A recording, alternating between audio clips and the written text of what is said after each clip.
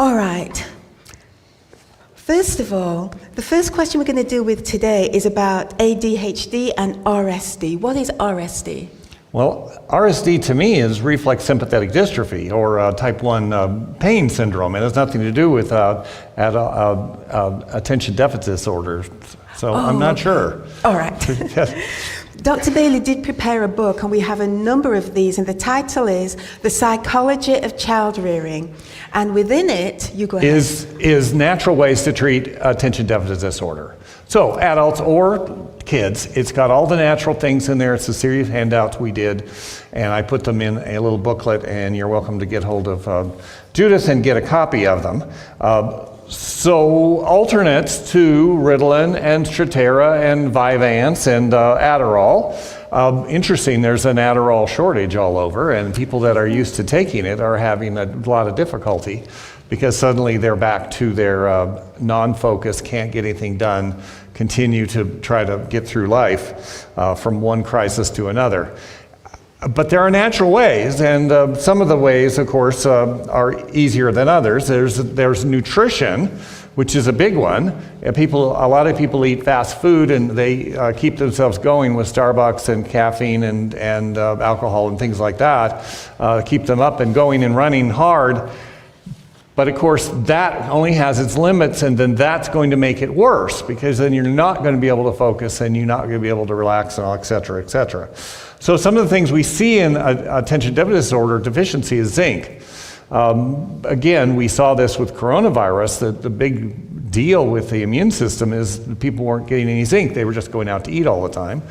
Speaking of when this first came out and we had the first articles coming out from New York, they were vitamin D deficiency because they lived in a high rise, and they were zinc deficient because they ate out all the time. They didn't ever cook at home.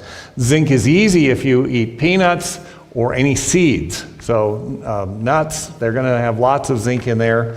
Iron deficiency can be an issue and can cause attention deficit disorder in kids. Magnesium, omega-3. So where do you get your omega-3, vegetarians? You're going to get it from your seeds. You're going to get it from hemp hearts and chia seeds and ground flax seed. You got to be doing that carefully because that can go rancid, so it needs to be ground fresh.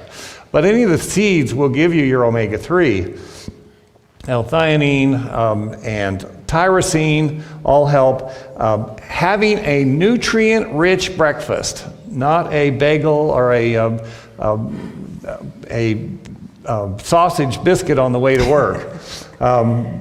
Change your diet. If you think that attention deficit disorder is a problem for you, something you're eating could have a big play. We found in young people that the gut flora and their absorption can be at issue, and if we can find what they're allergic to, their attention deficit disorder is better if they can avoid those foods. And you may have the same thing as an adult. Another thing is getting good sleep.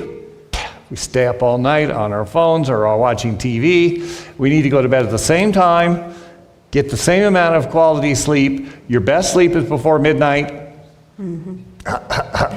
Okay? And then we've got the other things that we have now in modern society that can cause attention deficit disorder, like food colorings. Avoiding those. Highly processed food, so anything processed.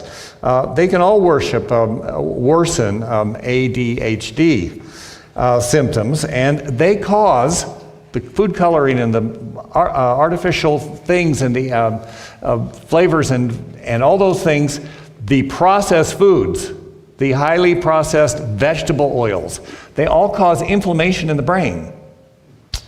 So that can be it. So exercise is good. You don't feel like exercise, but your tension is off, you probably need exercise. One of the ways I say this time of year when it gets colder or in the heat of the summer is go to a big box store, grab a cart, and don't fill it up. Just walk. Walk, walk, walk, walk. Breathing exercises. Taking deep breaths and not just be slumped over your computer or something. Take deep breaths. If you are working at a desk job, then you need to get up and do walks.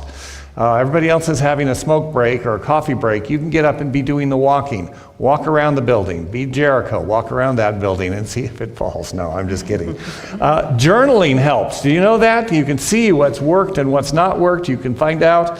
And just praying and meditating to Jesus. That can oftentimes help our minds focus. Now, is it going to be a cure? Maybe not. But you're going to be better because you've done these things. All right, super. So again, if you'd like a copy of this book, The Psychology of Child Rearing, which covers ADHD, 828-692-2255.